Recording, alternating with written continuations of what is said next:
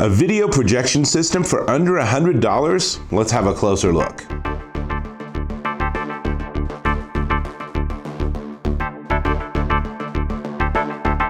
Dave Taylor here, and you know, things like video projectors have really ended up being commodities. And that means the price keeps going down and down and down to the point where it's kind of amazing what you can get for a remarkably low price.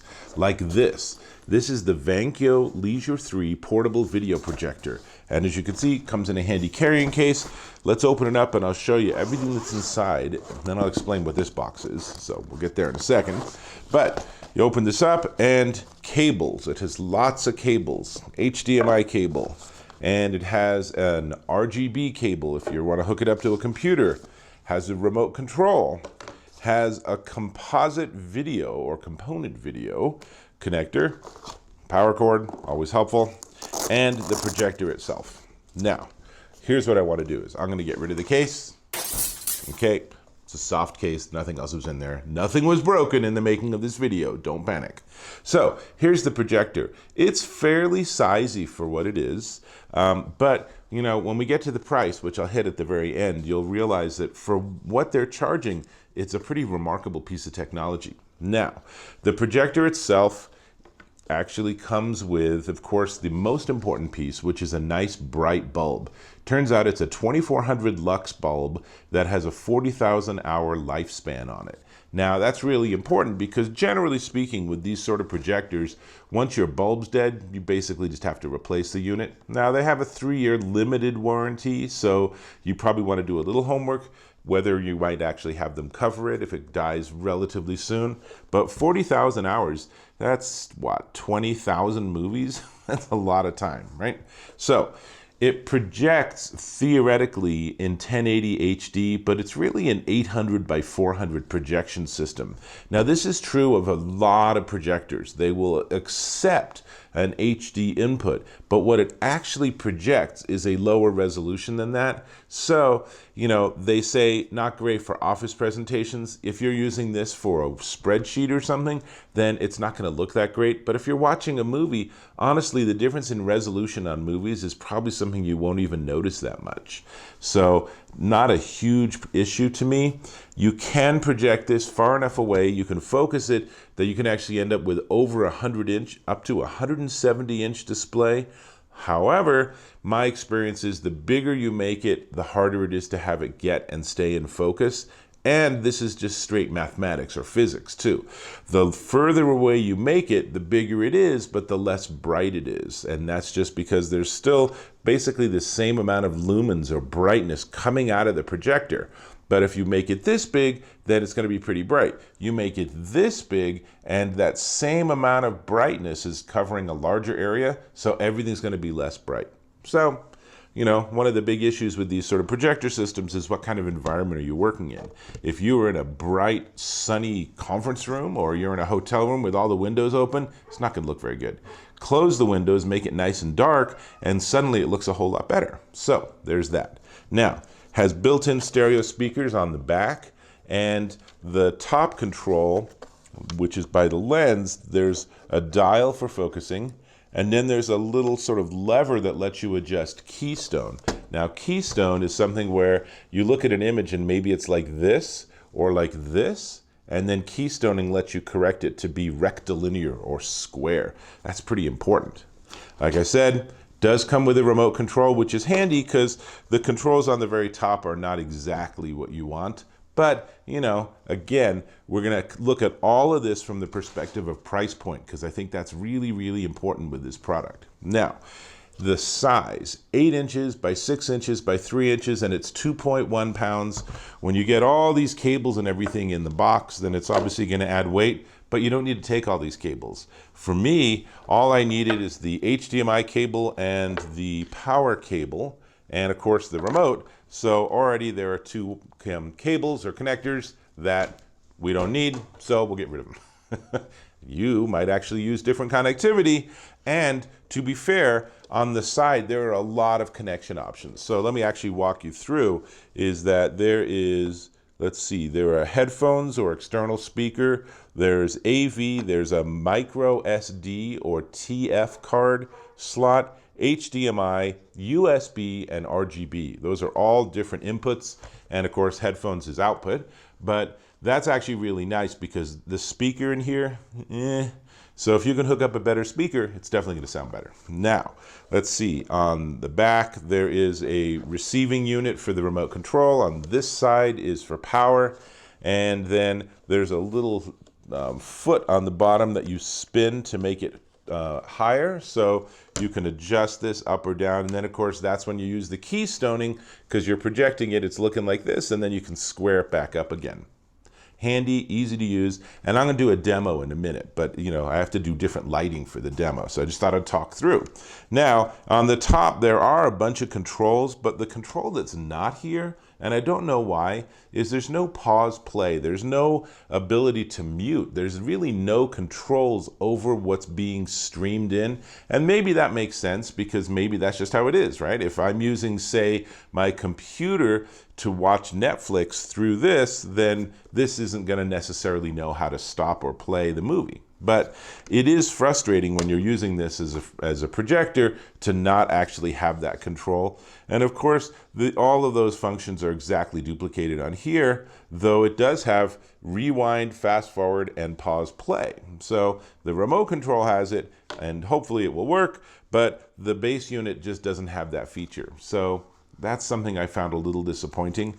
But overall, pretty straightforward, pretty easy to use, and it works. It's actually really easy to work with. Plug everything in, turn on all your devices, and boom, it should automatically find the input that's live and automatically start projecting it. Now, before we get to actually me showing you a demo, I want to show you what's in here too, because Vankyo also sent me what they call their portable projector screen, and I love that it says screen, screaming. So I'm not sure I want my screen to be screaming, but it's basically this huge piece of all things spandex, and it's a screen, and it's actually really nice because it has these big eyelets, and it comes with string, and it comes with hooks and sticky stuff. So you could basically just put this on the wall or the side of your house or on the front of your garage, and then this will hang down with no folds, and it will give you a screen to project on. Now, this is really big, so if you want it to be brighter, then you probably aren't going to be using the entire screen. That's okay. I found that I actually had it just over my mantle in front of my fireplace, and I was projecting on that with it literally just hanging down, and worked pretty well, actually. It was definitely watchable. So that's what we're going to do with the demo, but like I said, I got to get this all set up. Now, this is ridiculously inexpensive, and of course you don't need it. If you're in a hotel room, probably there's an empty wall, and probably it's white, and maybe you have to take off a painting or something, or you need to sort of put it between some pictures or something. But generally speaking, my experience when I travel is that there are blank walls, and frankly, there's the ceiling. You could actually just do this and lay on the bed and watch it on your ceiling, which I think would pretty much encourage me to fall asleep, even in the best of movies. Whole nother subject. Now, what I want to do is I want to switch to a live demo so you can see just a little bit about how it works and the on-screen guide and stuff. So let's do that, and then I'll come back. Okay, so now we have it plugged in. Let's fix the keystone first, and you'll see what I mean by keystone. So you see how it makes it more square? And then notice that the focus actually works better. Now, let's go to the menu. And you can see here are all the different inputs, and I'm just going to leave it on HDMI because that's what I have working right now. And I can just choose it, and then there are settings, and there's lots of different settings, lots of things you can do. I think reduce display is an interesting one, because if you're projecting it far away but you want to have it be a smaller image so that it's a little brighter and it's a little more, if you will, dense, so a little higher looking resolution, you can do that. Or you can just dial in exactly the size you want, and then we'll get back to 100% and go back. Let's see, I think we can just go back here. So now we have no signal. Let's give it a signal. And what I'm going to do is I'm just going to plug in my computer, and with any luck, in a second or two, My Macintosh, I'm using HDMI. It mirrors what's on my Mac. So now I can do a little bit more with focus, right? Get it just so, but you can see it's really not going to be great for things like using it to show spreadsheets or something. I don't know that I would use this for a PowerPoint presentation, although maybe an informal one.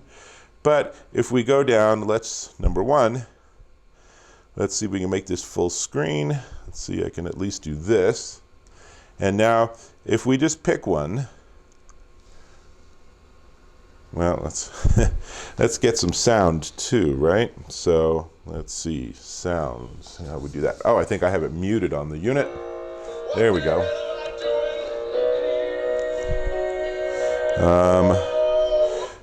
This is the one that we're seeing promoted on Netflix. So let's just start just the first couple of seconds of it so you can see, because I obviously don't have license rights to this content, but you know, this is entirely watchable. So let's get into a full screen. And while we're at it, let's try the pause play. Yeah, pause on the remote doesn't work, but I can at least mute it. And then let's actually go back. And I'm back on my Macintosh. Let's see how to get back here. And now what I'm going to do is I'm just going to go to my YouTube channel, and then we can put up a YouTube video, because that, I do have rights to my own videos. Pretty handy, really. So let's just pick this one, and we'll watch it full screen. And I will unmute.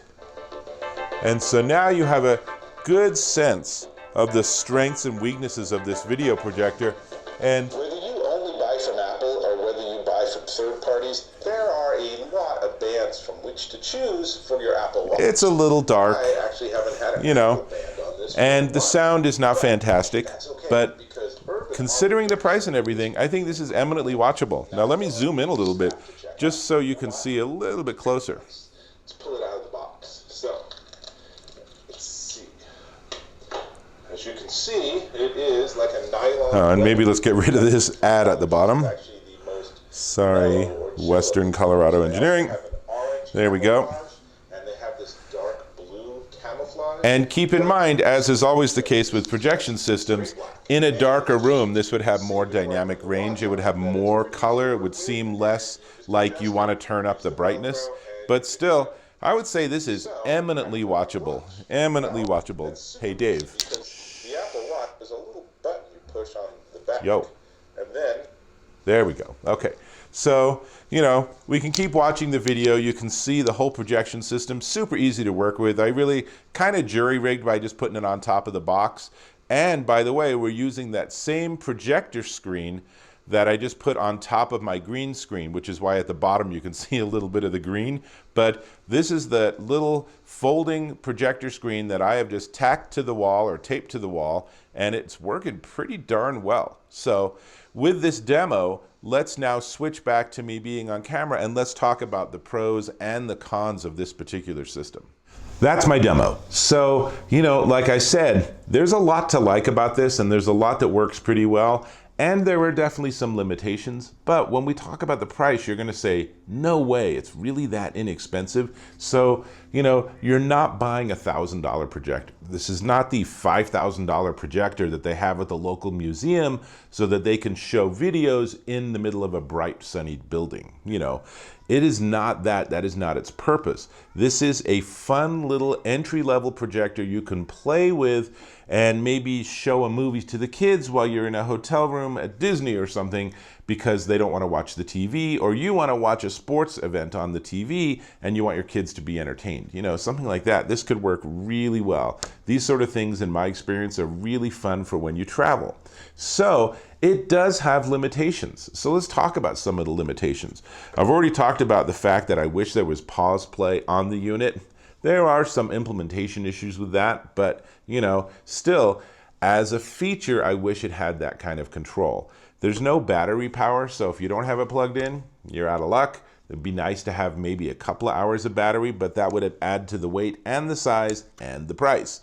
So, you know, if you can handle having a power cord, then this is actually something that's entirely reasonable. Speakers, not very good. But then again, how good do the speakers need to be for what you're trying to accomplish, right? So if you want your kids to be able to watch Cars or The Incredibles or something, then they're not going to say, Daddy, where's the bass? I don't really hear any bass in the music. They're just going to be listening to the dialogue, and then they'll be happy as little clams, right? Hopefully. So, staying in focus, the bigger you make the image, the more I found that it had issues with wandering focus or with an inconsistent focus at different points on the screen. This would be something that would be solved with better screens. So this works, but honestly, I think a nice bright wall is a better option because it is a perfect, perfect flat surface.